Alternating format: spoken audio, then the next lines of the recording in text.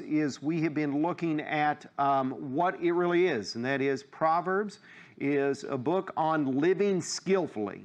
We oftentimes think of wisdom as far as an intellectual thing. You know, we get that from the Greeks, but really in the Old Testament and in the Bible is wisdom has to do with skill.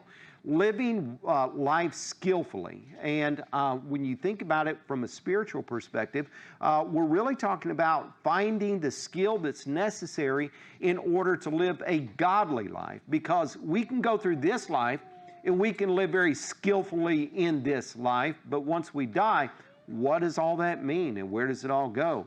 We not only need to live skillfully in this life, but we also need to live life skillfully now for the life that is to come. And so when you look at the book of Proverbs, you see that there's a lot of different things as far as who we are and what our character is, what our nature is. And as we've been looking through all of these things, maybe you've been kind of thinking, oh man, I've got a lot of problems. Have you been feeling that way as we've gone through this? I mean, I don't know about you, but as I've been going through this, and I've gone through the book of Proverbs before, it's kind of like I go through it and I go, oh yeah, I need some work with that. Oh yeah, I need some help with that. And so if you've been going through this study in the book of Proverbs and you've been thinking, oh man, this is really kind of rubbing me the wrong way, that's good.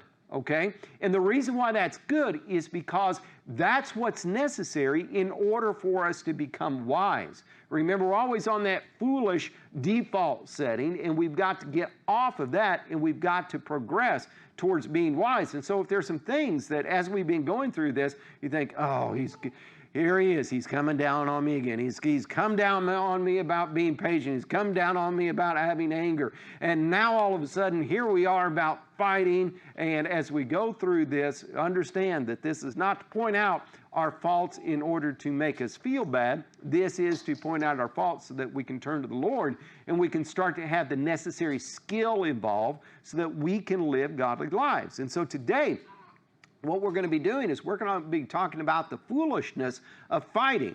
And I know that there's probably some people that really don't fight very much in their lives. And there are some people that maybe really fight a whole lot in their lives.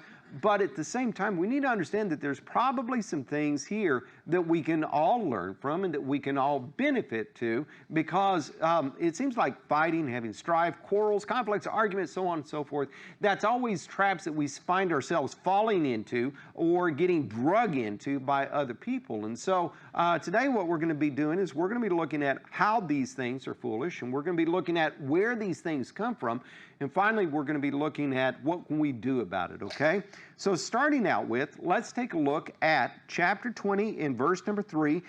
And let's understand that fools really do fight, but it's wise to go in it seeking peace, all right? So as we take a look at Proverbs chapter 20 and verse number 3, we notice that it says in Proverbs 20 and 3, it is to a man's honor to avoid strife, but every fool is quick to quarrel. Now, you remember in the book of Proverbs, Proverbs chapters 1 through 9 is that extended conversation about the benefits of wisdom versus the problems that foolishness give us. But then from chapter 10 onward, what we see are these individual proverbs. And so when we look at verse 3, that's all that there is to it. You look at verse number 2, and it's like, well, that does talk about a king's wrath, but what does that have to do with avoiding strife or conflict? And then verse number 4 is talking about a sluggard. So that really doesn't have anything to do with it at all. So, you know, we just look at verse 3 for verse number 3's sake. And what we see there is that it says, it is a man's honor to avoid strife, right? And so when you think about avoiding strife, avoiding conflict, avoiding contention, dissension, arguments, and so on and so forth, that really is something to our honor. And the reason for it is, if you look there at the last part of that verse, is every fool is quick to quarrel. Every fool is quick to get into those arguments and fights and contentions and so on and so forth. And if you stop and think about it, it really does kind of make sense. Because when you find yourself getting involved very quickly into an argument, very quickly into a quarrel, a fight, and so on and so forth, it really doesn't take much wisdom, does it? It's just something that pretty much kind of happens. You know, you're going through your day, maybe you're in a good mood, which is about to turn bad, or maybe you're in a bad mood already, but you're just going through your day, you're minding your own business, and all of a sudden something hits you out of left field, and then bang, you know, snap. You say something wrong that rubs somebody else the wrong way, and then all of a sudden you're in a problem, or so on and so forth. But, you know, it seems like before you know it, you're there, and you're like, how did I get here, right? And so when we're talking about living skillfully means that you're making deliberate choices and actions to go and do certain things. When you find yourself just automatically falling into a problem quickly, then there you know, right there, you know, that's due to foolishness, right? And so it doesn't take much to quarrel. And what we need to understand is that it's a fool is very foolish to just simply be one that is going to be very quick to quarrel, right? As a matter of fact, it's not just simply you know, foolishness. We need to understand that it's also sin as well. In chapter 17, verse number 9, it talks about how the one who loves sin loves quarreling.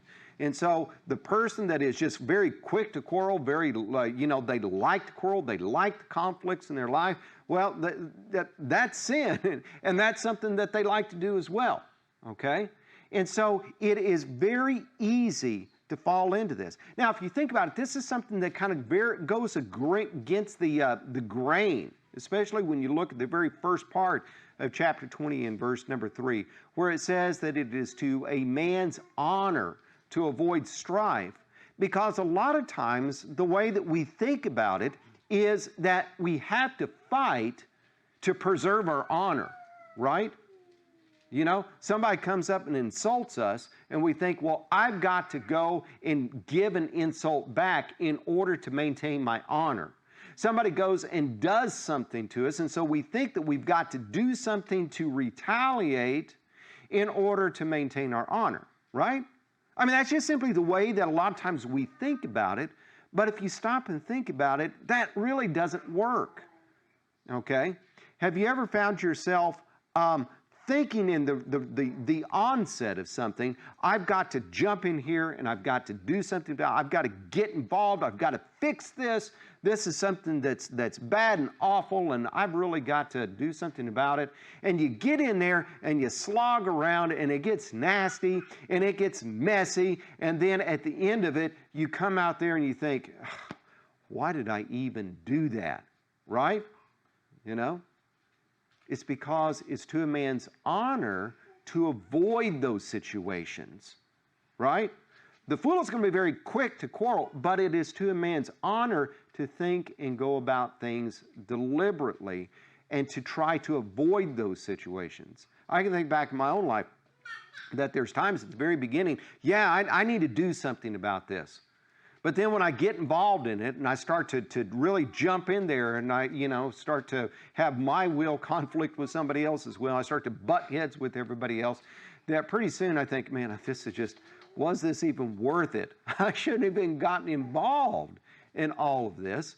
And then later on I look back and I think, man, that was really stupid. That was a pretty foolish thing to do. And even if somebody doesn't later on look back at it and think that was a pretty foolish thing to do, understand that the honor that that person had probably is already taken a step back, even if they don't realize it, because probably a whole bunch of other people around the situation, circumstance, is thinking, man, that's Stephen Lee. He really doesn't have a lot of sense to him because he just jumps in there and creates problems and troubles, right? And so we need to look at this and take it to heart and say, you know what? It really is to our honor to avoid strife, to avoid conflict. Now, that doesn't mean that we are going to be able to, because in the book of Romans chapter 12 and verse number 15, or verse number 18, it talks about how as much as it is possible, be at peace with all men, right? There's sometimes that it's not possible. Sometimes you can do everything in your power to try to avoid conflict and try to avoid strife. But somebody else is just right there having problems with you, okay? But as far as it is possible, we try to need to be at peace with everybody. You remember in the Beatitudes, what did Jesus say? Blessed are the peacemakers, right? For they shall see God. And if you stop and think about it, God is a God of peace. Jesus Christ was here to bring us peace. The one that brings the division, the one that really has created all the problems in the universe is the devil. And so if we try to live godly lives, we need to be living peaceful lives. We need to try to be peacemakers. We need to be, as far as it depends on us, we need to be trying to live peaceful lives with other people, right? And if you look about in that regard, then yeah, it's going to be to our honor to try to avoid conflict. Now, some people may not even see it that way. They may look at me and say, oh, well, that's Stephen, he's just a wimp. He doesn't have any guts to fight and stand up for himself. Well, maybe so, but the choice that I'm making in that regard is not for that person. The choice that I'm making in my life is to please God, and He's the one that's going to be the ultimate judge of things, right? And so in that regard, it really is to my honor to try to avoid strife, because after all, any fool can pick a fight. Any fool can quarrel, right?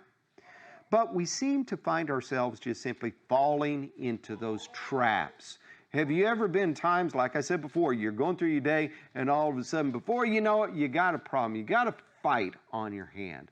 And so we got to realize and recognize, where did these things come from? Where do fights come from? Okay, we've got a lot of scriptures to look up. And so how about if we do this? How about if I just put them up on the board and we can just go through them real quick? Okay, so Proverbs chapter 10 in verse number 12 says, hatred stirs up dissension, but love covers all wrongs. Proverbs 15 and 18 says, a hot-tempered man stirs up dissension, but a patient man calms a quarrel. In Proverbs chapter 18 in verse number, or 16 in verse number 28, it says, a perverse man stirs up dissension, and a gossip separates close friends. And then Proverbs chapter 28 and verse number 25 says, a greedy man stirs up dissension, but he who trusts in the Lord will prosper. Now, if you look at all of those together, you notice what all of them have in common, right? Stirring up dissension, stirring the pot, causing trouble, causing problems, getting everybody worked up with things. And I want you to see the 4 different traits that will cause that dissension to be stirred up, okay? Number 1, we've got hatred. Number 2, we've got being hot-tempered, losing our anger. Number 3, we've got perversity. You say perversity, what do you mean perversity? Well, that word perversity is really talking about somebody who's going to be deceitful, somebody who's going to be fraudulent in things, somebody who is going to really go and try to be devious about things. And then you notice the last one is the greedy man, okay? Now, when you look at different translations, some translations will translate that word greedy as far as arrogant. And so you may have a translation that you may be thinking, wait a minute, my translation, my Bible says the arrogant man, that says greedy. How do you get arrogance and greedy? You know, where's the common ground from all of that? Well, what we're talking about here as far as greediness is not necessarily, even though it could be, not necessarily a greediness over money, but a greediness over opinion, a greediness over will. You know, a lot of times we think about greediness solely in terms of money, right? Somebody who loves money. But there's greediness all across the board. You know, there's greediness as far as attention from other people. You know, Jake and Kenzie's dog, new dog. Man, that dog is an attention greediness hound. I mean, you know, if you are not loving on that dog 110%, it's not good enough. And Okay, talk about, like attention Velcro. She's right there. Okay, so there is a greediness that has to do with more than money. There's greediness as far as wanting things from people, or there's greediness as far as I want different things about myself. I want personalities, different personality traits, and so on and so forth, right? But there's also a greediness of opinion or a greediness of will. And that's where you see other translations will translate this as arrogant. Because somebody who is arrogant has an overinflated opinion and they want everything done for themselves. This greediness that's talking about here is wanting everything done just the way that they want it done. And so what we're talking about is that if it ain't my way, it's the highway, right? I want this and I want it right now and I want it just this way, and that's just the way that it's going to be. And so if somebody is like that, you notice that that is going to stir up dissension, because if you have a very strong will about something and someone else has a strong will, then those wills start to come in conflict with one another, and that stirs up trouble, right? And if you go back and you look at these other traits, you can kind of see the same thing. And that is somebody who's perverse, that is somebody who is trying to defraud people, somebody who's trying to trick people, somebody who's trying to deceive people, somebody who's very devious in what they're doing, then yeah, that's going to stir up some trouble, isn't it? Same way with somebody who is hot-tempered. Somebody who blows up. Well, it's what we looked at last week. Sometimes that anger is contagious. And so somebody who blows up, and that's going to cause somebody else to blow up, and then you got a fight on your hands. And then, the first one that we looked at is pretty obvious, and that is hatred, right? Somebody who has that deep-seated hatred toward somebody else for something else, then that is going to cause all kinds of different problems. And so when we look at all those lists, what we see is that really does make a whole lot of sense, right? And so those things, that is hatred, hot-temperedness, perversity, greediness or arrogance, all those things are really going to do that. But when we find ourselves involved in a fight, probably one of those things are going to be there, right? These things are more than likely there in our lives because and that's going to produce something else. Like I said before, we may be going through our day and maybe we're in a bad mood, we're grumpy, and all of a sudden somebody comes in and says something to us, and then all of a sudden, bang, we pop off, and then there's a fight. This past week, the guy I work with, Jason, he came in, and I was in a bad mood. I'll just say that right then. I was in a bad mood. Mike came in. He saw me on that bad mood, Anyway, Jason came in, and I just warned him. I said, Jason, I'm in a bad mood, okay? That's all that there is to it. I'm in a bad mood today, all right? Well, I never popped off. I never lost my temper, at least to Jason. I probably did it to something else, But we made it through our day because of that. If I would have allowed my bad mood to then go into losing my temper or so on and so forth, then that may have caused trouble, right? And so if we find ourselves in those situations where we are fighting, we have contention, let's go back and let's say, okay, well, wait a minute, what is going on and what is the reason for this? It could be that the reason why we're having a fight really doesn't have anything to do with the reason why what caused the fight to begin with.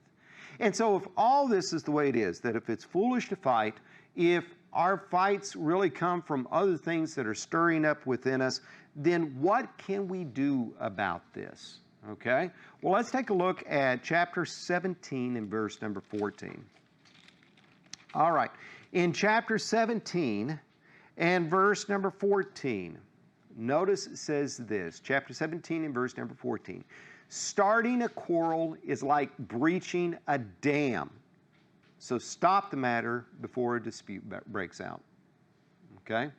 Now, if you look at that, and you see the comparison there, and that is starting a quarrel is going to be like breaching a dam. And so have you ever seen, news footage of, floods there, and they've got the helicopter view, and people are sitting there putting out sandbags and everything, and then they cut over to another levee, and all of a sudden there is a breach in that levee. And if they get it right at the beginning, it's like, one little trickle comes, then all of a sudden one sandbag goes, and then another one, and then another, and then it fails, and then it washes out, right? And so you can think about breaching a dam. A dam's going to be breached on a very small crack or on a very small level. But when that starts to get through, it opens it up for other things to come in. And then when that other water comes in, then it starts to make it larger and larger and larger. And then all of a sudden, before you know it, you've got that total failure on your hands. And this is what starting a quarrel is all about. When we start that quarrel at the very beginning, it could be something that is very small and very insignificant. But then, as time goes on, unless it is stopped, it's going to get bigger and bigger and bigger, and then all of a sudden, you've got a mess on your hands, right?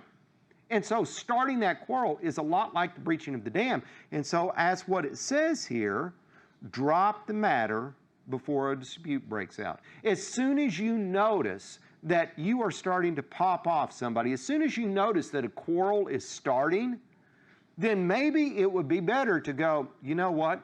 It's not worth it. It's not worth me losing my honor. It's not worth me losing my Christian testimony. It's not worth losing my friendships that I have with one another, or in a church setting, it's not worth the fellowship and the loss of fellowship that we could suffer. And so as soon as we start to notice these things, what we need to do is we need to drop the matter before all of a sudden a dispute breaks out, right? But then that goes back to those things that we were talking about, right? And that is that greediness or that arrogance, which is really, greediness of opinion. It's like all of a sudden we start to realize, hey, I'm starting this quarrel, and a fight is starting to break out, and I've got a choice to make of whether or not to just simply avoid it and drop it and be done with it and let it go, and let things heal themselves and back off, or do I want to keep pushing my opinion and keep pushing the issue, right? There's times that I've seen in my own life that I look back on it and I think, you know what? I would have been okay if I would have just shut my mouth at the second stage, but, I had to get my point across. I had to make sure that people understood where I was coming from. I had to and then all of a sudden it just made things worse and worse and worse. So it'd be better if we would have just stopped things back then. And at the same time, you think about like being hot-tempered, right? You blow up, and all of a sudden you notice that it causes a problem. Well, what do? Do you keep on going with it, or do you realize, oh, wait a minute, you know what? Hot-tempered man stirs up dissension, but a patient man calms a quarrel. So what I need to do is I notice I just popped off and blew up. I need to dial things back, right?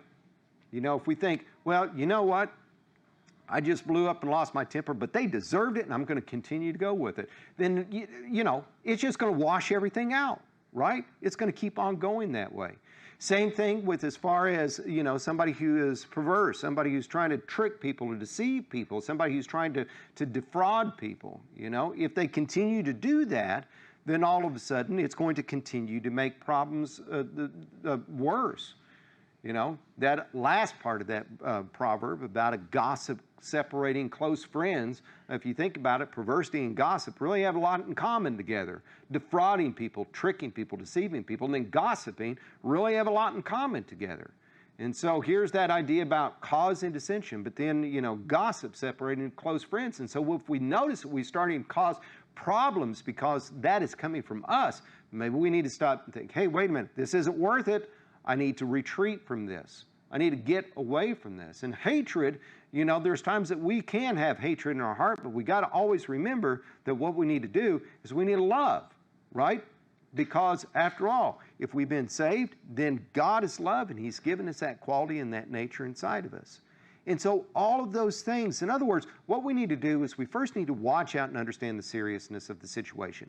We are going to make mistakes. We are going to do things that cause the problems. But what do we do next?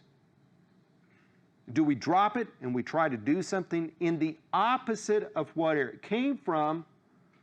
Or do we continue doing what caused it originally, and then all of a sudden it keeps on going from there, right? If we're smart, if we're wise, then what we're going to do is we're going to say, hey, wait a minute, this is a situation and it's not going good. What caused that situation? Oh yeah, it was my foolish actions. And so what I need to do is I need to drop it and I need to go back and change this. And so then all of a sudden it can take care of itself, right? But a lot of times, again, what happens with me, I'm not going to speak for you, what happens with me is that we have a tendency to stay in our foolishness and remain in our foolishness and keep pressing the situation and never go back and reflect on things. And then all of a sudden, before we know it, we go, what a mess I have on my hands, right? Now, before we close things out, here we're talking about fighting and the foolishness of fighting. But in all of these things, here's this spiritual dimension that's kind of overlaid with all of these. And especially that last one, and that is that a greedy person is going to stir up trouble, but the one who trusts God will prosper. And so one thing that we need to understand is that what we need to do is we need to trust God, and we certainly don't need to quarrel and fight with Him. There are many times that people in their life, they find themselves fighting with God, or they find themselves contending with God. And, if you're watching us on Facebook and this is striking home, or if you're in this room and it's striking home with you, a couple of different points. Number one, if you fight with God, you're going to lose because He is stronger, He is smarter, He is eternal, He's the Almighty. You are not. So, just guarantee it right there. You will lose. You all know that I like college football, watch college football. What ESPN likes to do is they give that percentage of winning, and I'm watching my team sometimes on the internet, and it's like, they stand a 99. Oh, no, the other team just scored a touchdown. They have a 69% chance. Oh, they just threw an interception. Oh, it's now down to 45% chance of winning. Okay. God has a 100% chance of winning all the time, no matter what. It's not going to go anywhere. If it can be more than 100%, it's going to be more than 100% because of who He is. So it's foolish to try to fight with God, number one. And number two, it's foolish to fight with God because it's just foolish to fight with God. God knows best, and God wants the best for each one of us. And when we start to fight Him and fight His will, we're really fighting against ourselves because what God has for us is the best thing. And so just want to close things out. Like I say, if you're watching us on Facebook or just in this room and you find yourself fighting with God, don't fight with God. Trust God because God is the one to trust. He loves us so much that He sent Jesus Christ to this earth to die on the cross for our sins. Now, how much more love do you need than that?